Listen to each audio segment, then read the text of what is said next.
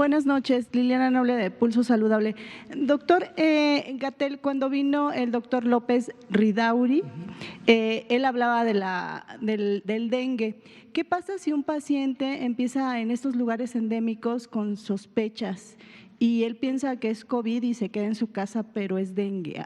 ¿Habría alguna forma de identificar para que no ocurra una complicación grave? Y también me gustaría saber, se han dado muchas movilizaciones de estos anarcos. Yo quisiera saber si estos eventos eventualmente pudieran potencializar un brote. A lo mejor ellos piensan que porque son jóvenes no les va a pasar, pero mi inquietud, ¿qué pasa si por ahí hay alguien que lo tiene y lo lleva a su casa y ahí esto se estaría viendo en 2 o 3 semanas más o menos? Gracias. Muchas gracias. Sobre la segunda pregunta, efectivamente, sí, cualquier congregación en el espacio público, por cualquier motivo, festivo, para expresar un posicionamiento de tipo político, un festival, cualquier razón, no es distinto en términos de la dinámica epidémica. Cualquier congregación puede contribuir a los contagios. Desde mi punto de vista, por el tamaño de las expresiones públicas, las manifestaciones que han ocurrido en días recientes, no necesariamente son llamativas. Desde luego, como he dicho, sí, definitivamente pueden contribuir a que se generen contagios, pero no llaman particularmente respecto a otros tamaños de congregación pública que pueden existir y han seguido existiendo en todos estos días. Respecto a la posibilidad de tener más de una enfermedad infecciosa al mismo tiempo, puede representar un reto, sobre todo de diagnóstico. De control no tanto, porque son dos mecanismos de control muy diferentes. COVID es una enfermedad que se transmite por la vía respiratoria y el mecanismo de control fundamental es mantenernos a sana distancia física unos de otros, en particular respecto a la vía respiratoria.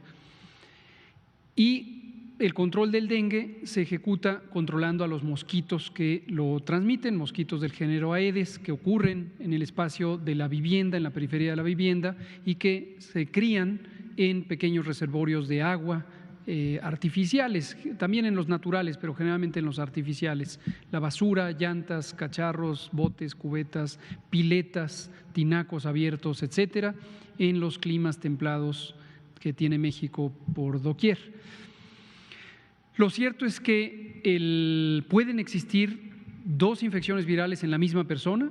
Tenemos ya un par, ¿verdad?, de casos, un caso registrado nada más. Con un caso es difícil hacer inferencias estadísticas sobre lo que podría ocurrir y es un caso leve de ambas enfermedades. Se está recuperando, se recuperó sin mayor peligro. COVID es una enfermedad nueva, el virus SARS-CoV-2 es nuevo y no se conoce que existan interacciones ni para generar una enfermedad más grave ni para neutralizarse unos con los otros, con el otro, con los 4 virus dengue. Lo más probable es que no haya interacción alguna. Ya a nivel poblacional puede representar un reto porque la fiebre es un síntoma cardinal de ambas enfermedades, lo es el dolor de cabeza, lo es el dolor de cuerpo, el malestar general. Aquí lo que puede ayudar son los síntomas específicos de COVID o más específicos para distinguirlos de dengue, como es el dolor de garganta, como es el escurrimiento nasal, que son menos frecuentes en dengue. También la diarrea. No es que sean específicos de COVID, que solo los tenga COVID, pero cuando uno contrasta las dos enfermedades se puede distinguir estos síntomas de un lado. Y del lado de dengue, el dolor de los ojos, que es muy característico, igual no es exclusivo de dengue, pero al distinguirlo puede ayudar. Sí se puede volver un reto a nivel poblacional. Nos pasó en la pandemia de influenza 2009, tuvimos particularmente en el estado de Jalisco un enorme brote de dengue, el más grande que habíamos tenido en los últimos 9 años hasta ese momento, y tuvimos la pandemia de influenza y Jalisco fue una de las zonas importantemente afectadas. Entonces, hoy podría pasar lo mismo. De dengue, todo el país, excepto la Ciudad de México, Aguascalientes y Zacatecas. A veces incluso Aguascalientes ha estado afectado, pero generalmente no, y Zacatecas casi nunca y la Ciudad de México nunca, en los últimos 22 años desde que reemergió dengue en México. Sí. No lo sé. ¿Dónde fue el caso de ambas enfermedades? Nayarit. Daniela Pastrana, ¿mande usted? Vamos a darle la palabra a la compañera. No, de una vez. Del coronavirus y dengue, si tienen más reportes, porque había pues contactado en este sentido periodístico a 2 personas más que también habían padecido los 2 virus al mismo tiempo, se recuperaron. Por eso me salta que solamente ustedes tengan un solo registro. No fueron registrados, qué bueno que lo dice. Invitamos a el personal de salud de todo el país a que tenga presente que está empezando la temporada anual de dengue, como la mayoría de nuestras colegas, hombres y mujeres del personal de salud saben, empieza en la temporada de lluvias, llega un máximo en octubre y termina en diciembre. Entonces les invitamos a considerar en el diagnóstico diferencial tanto COVID como dengue, con la posibilidad de que se tengan ambas enfermedades y cuando se considere procedente hacer los estudios de laboratorio de ambas enfermedades. Es perfectamente factible. En el caso de COVID, la muestra útil para el diagnóstico por laboratorio en la fase aguda es una muestra de secreción respiratoria que se toma con un hisopo que se introduce por la nariz y debe llegar hasta la faringe. En el caso de dengue es una muestra de sangre que se hace también para diagnósticos por PCR. La técnica es la misma, los reactivos son diferentes. Gracias por ponerlo presente. Daniela Pastrana, pie de página. Y usted, Juan, ahorita. Gracias, buenas noches. Sí, una pregunta era en ese sentido de cuándo creen que van a tener este diagnóstico que nos habían dicho la semana pasada sobre en qué lugares se están retrasando más el registro o menos el registro, ¿no? Una era esa y otra sobre el turismo. Nos dicen que en Quintana Roo, que es una de las zonas más afectadas económicamente, bueno, el gobernador ya ha empezado a pues abrir o parcialmente algunas de las hoteles, parques, cines y bueno, no sé, no está dentro de la lista de los 5 estados que ya tienen la gráfica azul más alta que la naranja. Entonces, un poco saber qué se puede hacer en el caso del turismo, porque también implica la movilidad de personas que están quizá en una zona que ya va para abajo hacia otra que quizá va para arriba o viceversa, ¿no? Entonces, un poco cuáles pueden ser las medidas en el caso de turismo. Quizá lo que me quieren preguntar es cómo nos fue en la reunión con la CONAGO, con las mandatarias y los mandatorios estatales que tienen industria turística. Como todo martes, hoy lo solemos hacer ya con cierta periodicidad, lo hemos hecho en los últimos 4 martes, tenemos reuniones con las y los mandatarios estatales. Estas reuniones se organizan conjuntamente por la CONAGO, la Conferencia Nacional de Gobernadores, y el Gobierno Federal. Y nuestro punto focal nacional es nuestra querida secretaria de Gobernación, la ministra Olga Sánchez Cordero. Participó desde luego mi jefe, el doctor Jorge Alcocer, secretario de Salud, el secretario Torruco, Miguel Torruco Márquez, de Turismo, la secretaria de Economía, Graciela Márquez, y la secretaria del Trabajo, Luisa María Alcalde Luján, y varios otros funcionarias y funcionarios federales. Y la reunión fue muy productiva, como suele ser cuando conversamos con las titulares del Poder Ejecutivo Estatal, en un ánimo de colaboración, siempre de mucho respeto, y el tema específico fue la industria turística. El secretario de Turismo, entre otras cosas, propuso al secretario de Salud que se evaluara, considerar la industria turística parte de las actividades esenciales. Hizo una exposición de motivos que me parece sumamente elocuente y bien documentada, misma que ya conocíamos, lo habíamos platicado internamente en el Gobierno federal y fue sujeto a comentarios y lo vamos a evaluar. Vamos a evaluar cuáles son los pros, los contras, los retos, las dificultades y los elementos importantes a considerar. Esto nos da un marco de referencia para cualquier inquietud que pudiera haber respecto a la activación de la industria turística. Y comparto con ustedes lo siguiente. Como hemos dicho desde el inicio y se comenta en todos los países, es el reto en el manejo de una epidemia como esta. Hay dos bienes públicos a balancear. Por un lado está la salud y la vida, que indiscutiblemente son la prioridad, y por el otro lado está el bienestar social y la economía, que también son relevantes porque a su vez, si se dañan importantemente, repercuten sobre la salud y la vida. Entonces, al final de cuentas es proteger la salud y la vida en dos expresiones diferentes. En ese sentido, varios de los gobernadores y la jefa de gobierno de la Ciudad de México, quien también estuvo presente, la gobernadora de Sonora, que también participó, externaron distintas perspectivas sobre la realidad económica en sus estados, el gobernador de Hidalgo también, Omar Fayad, entre otros, y todos reconocimos que es importante considerar simultáneamente para aquellos estados que dependen de la industria turística en forma mayoritaria, ejemplos destacados Quintana Roo, Baja California Sur, considerar ese aspecto, esa dependencia económica tan importante a la industria turística con respecto a la epidemia, cómo está evolucionando la epidemia y cuál es la capacidad de respuesta frente a esa epidemia. Identificamos y resolvimos de común acuerdo que una vez que tengamos la calificación de esta semana para el semáforo, que estará próxima a salir en las siguientes horas, vamos a tomar nuevamente la conversación y evaluar qué modalidades podríamos considerar para que en aquellos estados que se están aproximando a reducir su riesgo epidémico, varios de ellos ya lo están logrando, podamos tener una siempre muy ordenada, programada y organizada apertura de ciertos componentes de la industria turística.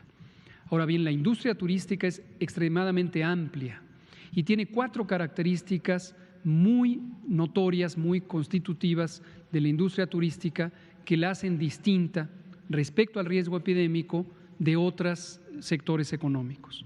Lo primero es una desagregación geográfica muy importante. Está dispersa la industria turística. ¿Por qué razón? Porque los clientes, los proveedores provienen de múltiples puntos de la República o del extranjero. Lo segundo es que característicamente la industria turística es multicomponente. ¿Qué es la industria turística? Son hoteles, son restaurantes, son transportes, tanto aéreos como terrestres, como marítimos, son cruceros, son catamaranes, son parques recreativos, son visitas guiadas. Es un universo muy amplio. Tercero, siempre hay que considerar, esto no es exclusivo de la industria turística, lo mencionábamos esta mañana, que en un componente económico hay al menos 3 grupos humanos: los proveedores del servicio, los consumidores del servicio y los que proveen a los proveedores del servicio. Si uno abre un segmento, abre 3 cosas al mismo tiempo. Y en todo momento estamos evaluando la cantidad de personas que se sumarían al espacio público. Y rápidamente, en el caso de la industria turística, se puede sumar demasiada gente. Y esto no tenemos nada en contra de ninguna persona ni grupos, pero desde luego en términos del riesgo epidémico es muy importante. Y una cuarta categoría o característica del sector turístico es que por definición es un espacio de relajamiento. Entonces, cuando uno piensa en protocolos de seguridad sanitaria, pues uno puede tener mucha conciencia respecto al proveedor de los servicios, pero respecto al consumidor de los servicios, pues no.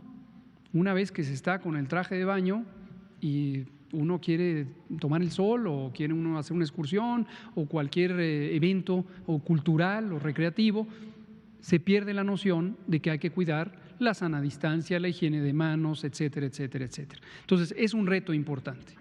Todo esto lo conversamos ahí. Por cierto, participó también el Instituto Mexicano del Seguro Social, el maestro Zoe Robledo. Todo esto fue a distancia, fue por videoconferencia. El maestro Zoe Robledo estuvo solamente unos minutos y dejó encomendada su representación al titular de Prestaciones Económicas y Sociales. Y lo que vamos a hacer en los siguientes días es, con los protocolos de seguridad sanitaria que ya definimos para las 3 industrias neoesenciales, más un trabajo de varias etapas que hemos venido haciendo desde la Secretaría de Salud conjuntamente con la Secretaría de Turismo, donde tenemos varios lineamientos, los vamos a ir poniendo en práctica para garantizar que cualquier apertura sea muy calculada, muy ordenada y en el tiempo apropiado. Efectivamente, y con esto termino, no se puede abrir en semáforo rojo de manera generalizada. Pero confiamos en la buena conciencia y sentido de responsabilidad que tienen las y los titulares del Poder Ejecutivo Estatal y creo que vamos a ir en buen camino. Juan Álvarez, Grupo Basta, por favor. Buenas noches. Juan Hernández de Periódico Basta y Grupo Cantón. Hemos estado recibiendo a través de nuestras redes sociales ciertos señalamientos, no puedo decir denuncias porque realmente son grupos de personas que quieren pues practicar deporte. En este caso son ligas de fútbol provenientes del Estado de México, las cuales bueno también quieren hacer una petición o presionar al gobernador Alfredo del Mazo precisamente para que los deje jugar. Pero aquí la cuestión es de que son ligas que están, bueno, que agarraron este pretexto a raíz de la pregunta que hicieron el día de ayer de la Liga MX. Ellos quieren agarrar este pretexto para, según practicar deporte, ¿no? Son en municipios en donde está el más alto pues, grado de contagios. El Estado de México es el municipio donde está el más alto grado de contagios. Y ya, de hecho, en la Nezahualcóyotl ya hay ligas que están en la noche están practicando, pues, jugando fútbol, con todo lo que conlleva, ¿no? Porras, etcétera. Y las autoridades no han hecho nada por frenar esto. ¿Qué es lo que se tiene que hacer o cuál es el riesgo que podría ocurrir precisamente de seguir esta tendencia? Porque ya se está replicando en varias partes, incluso en Nuevo León también ligas amateurs están precisamente en esa situación de querer presionar y también incluso ya están hasta promocionando por redes sociales torneos para realizarse esta semana. Entonces realmente es una situación que está creciendo y pues no se ve que los puedan frenar o los puedan de alguna manera llamar precisamente a la razón. Gracias. Gracias. Definitivamente es muy claro, cualquier congregación en el espacio público en este momento en que tenemos el semáforo en color rojo en todo el país va a contribuir a los contagios y va a contribuir en proporción al número de personas que se congregan. Si se congregan 2, es de ese tamaño, si se congregan 4 es el doble, si se congregan 8 es otra duplicación y así progresivamente. Y llega un momento en que pueden ser demasiadas experiencias de encuentro entre una persona con otra o con otras y empezar a multiplicar de una manera exponencial la probabilidad de que al menos una de estas personas sea contagiante y entonces propague a el resto del grupo o a una proporción del resto del grupo. No es deseable que en este momento ocurran torneos ni de fútbol, ni de béisbol, ni de básquetbol, ni de ninguna otra actividad deportiva colectiva. Hemos comentado esta misma mañana, lo comentábamos ayer por la tarde, que los parques recreativos, en este momento estamos indicando que se pueden abrir de manera muy selecta, muy parcial, considerando que no haya congregaciones, que no se usen los juegos infantiles u otros equipos donde se congregan las personas y hay contacto físico de unos con otros, entonces no es deseable. Al final de cuentas es presión social, no puede decirse que es una invitación a la desobediencia, porque también se nota que hay desesperación y también, pues bueno, pues a lo mejor puede ser el legítimo deseo de jugar, ¿no?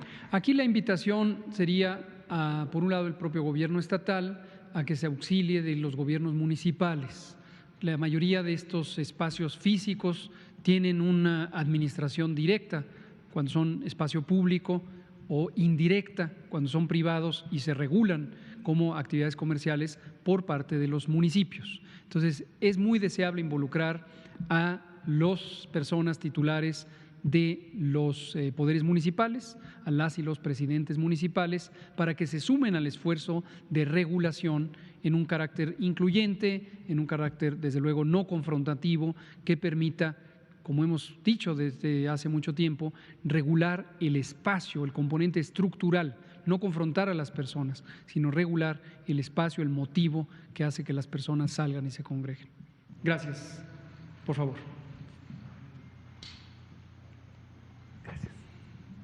Sí, buenas noches, doctor. Juan Carlos Machorro, reportero. Doctor, un poco en relación a este tema de turismo, hay diferentes entidades que están hablando de prohibir ya por todo el año, en este caso un ejemplo es Coahuila, prohibir durante todo el año congregaciones masivas musicales, deportivas, culturales, por ejemplo el desfile de septiembre, 2 de noviembre, etcétera. Como está la curva actualmente, ¿nota usted que pues el país entero sí va a poder llegar a celebrar estas festividades culturales y hasta deportivas con público, o tal vez el año, valga la redundancia, nos lo aventemos pues como ligas deportivas de otros países que ya están regresando, pero sin gente? Usted mismo lo ha dicho, que se espera un rebrote por el cambio de temperatura, por el invierno en octubre, noviembre, cuando los deportes se siguen efectuando. Sabemos que ahorita están como, igual la pregunta del día de ayer, la Liga Deportiva ya anunció las masivas, fútbol, que ahorita no regresan hasta septiembre. Pues a lo mejor si quieren regresar en septiembre, pues en octubre tendrían que volver a cortar gente. Hablo en la cuestión de público. ¿Se está cerca de ese riesgo? Gracias. En salud pública, en epidemiología, siempre consideramos que el riesgo existe, que es mayor que cero. Nunca hablamos de riesgo cero, porque siempre puede haber elementos que produzcan, aunque sea un riesgo mínimo. Cuando tenemos elementos de evidencia y métodos apropiados, hacemos predicciones y siempre tenemos un margen de incertidumbre. Hemos comentado que eso angustia a muchas personas, es natural, es entendible. Quien no está acostumbrado a un oficio de carácter científico o técnico como es la epidemiología, puede causarle desazón que no haya una respuesta concreta, única, un día, a tal hora, en tal tamaño de las cosas. Para algunas preguntas, el margen de incertidumbre es pequeño. Puede uno decir, bueno, esta pues la fecha probable de que ocurra un evento con más menos 1, más menos 2 días, 3, 5, 7, depende, pero es relativamente pequeño. En otros casos no hay evidencia suficiente, aunque puede haber elementos de conjetura, y en la conjetura uno puede decir, teóricamente sería factible pensar, como hemos dicho, que cuando venga la temporada invernal va a haber la influenza y también podría haber COVID. Pero en este momento no tiene más alcance que un carácter de conjetura. No consideramos pertinente, ni nosotros, ni la OMS, ni ninguna otra agencia de salud pública nacional en otros países, el hacer una predicción formal sobre la probabilidad de que en octubre tengamos un repunte de COVID. Pero pues eso es la realidad. En un momento dado, si tenemos mayores elementos de evidencia y de convicción, pues los comentaremos. Entonces yo diría, estemos expectantes, por favor. Gracias, doctor. Gisela Ayala, revista Diabetes Hoy. Doctor, con lo que hemos visto respecto a diabetes, obesidad e hipertensión, ¿esto nos llevará a políticas más estrictas, a guías de práctica clínica actualizadas y lo que estamos viendo, nuevos medicamentos para lograr el manejo de diabetes? Esa es la primera. La segunda, rápidamente, ¿habrá algunas normativas específicas en materia de movilidad para estos grupos de riesgo cuando el semáforo permita que regresemos a oficinas y calles? Gracias. Muchas gracias por estas 2 preguntas. Lástima que ya solo me quedan 3 minutos para contestarlas. Pero sobre la primera, nos estimula mucho que haya interés en este tema de las enfermedades crónicas, porque México es uno de los países que ha tenido las más grandes epidemias y sigue teniendo, desde luego, epidemias de enfermedades crónicas. En algún momento fuimos el primer país, un momento me refiero en los últimos 6 años o 7, a veces nos han sobrepasado algunos otros países, pero 1 o 2, en la prevalencia de diabetes, en la prevalencia de obesidad y sobrepeso, en la prevalencia de hipertensión. La mitad de la mortalidad en México, hemos comentado que el dato más reciente son un poco más de 722,000 muertes en México en 2018 por todas las causas documentables y clasificables. La mitad de ellas son por afecciones de la salud, por enfermedades que se relacionan con la mala alimentación. Esto incluye algunos cánceres, Pero desde luego la obesidad, el sobrepeso, la hipertensión, la insuficiencia renal, que a su vez es consecuencia en su mayoría de la propia diabetes. Para enfrentar un problema de esta magnitud, de estas dimensiones, se requieren efectivamente políticas públicas con una visión de largo alcance, profundas, que cambien sustancialmente qué comemos y qué posibilidad tenemos de comer otras cosas. Entre otros cambios, desde luego la actividad física pues es muy relevante. Sin embargo, es llamativo que en los últimos, vamos a decir, 8 o quizá 10 años, el énfasis se ha puesto más en la actividad física, lo cual es benéfico, pero se ha dejado de lado los elementos estructurales, volvemos a los famosos elementos estructurales, también conocidos como determinantes sociales de nuestra alimentación. Uno no come necesariamente lo que quiere comer, es una combinación de lo que quiere uno comer y lo que puede uno comer, entre otras cosas por el costo de los de los alimentos, por la disponibilidad de esos alimentos en el espacio físico. El profesor comentaba este ejemplo hipotético, pongamos aquí a 2 personas en un mismo punto, en el Zócalo, en el asta bandera, y a una le encomendamos que vaya y busque una manzana, un brócoli y un jitomate, y a la otra le encomendamos que busque un producto industrializado, comida chatarra y un refresco, una bebida azucarada. Y a ver cuánto tienen que recorrer y a ver quién lo encuentra primero. Es un ejemplo hipotético, pero es real. Tenemos una sobreoferta de productos ultraprocesados de bajo valor nutricional y altísimo poder calórico. Y la evidencia científica es indiscutible de que este es el motor fundamental de la epidemia de diabetes, obesidad, sobrepeso y enfermedades crónicas en general en México y en el mundo.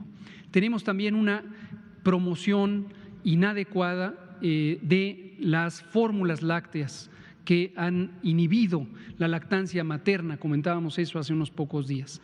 La mala o las prácticas inadecuadas de lactancia materna, que en el caso mexicano son de las peores en América Latina, llevan también a riesgos de la salud en el infante y posteriormente en la edad adulta. Entonces, ¿por qué ocurre eso? No es una decisión individual.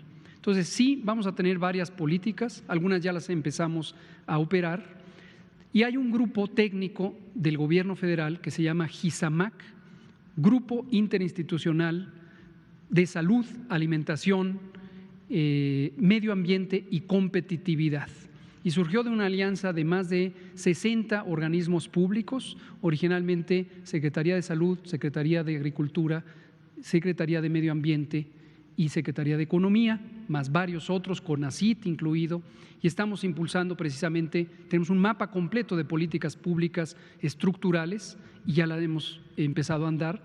Nuestro primer logro, y también gracias al Poder Legislativo, fueron los etiquetados frontales, claros, para advertir sobre el exceso de sal, el exceso de calorías, el exceso de grasas y el exceso de, ya dije sal, ¿verdad? Sal, grasas, azúcares y calorías en las bebidas y los productos industrializados. Eso va a entrar en vigor ya en octubre y es una medida muy costo efectiva que se ha visto ayuda a reducir el consumo excesivo de los productos no saludables. Entonces eso tenemos, son las 20:01, pero si usted viene mañana le seguimos comentando lo siguiente. Muchas gracias, muy buenas tardes.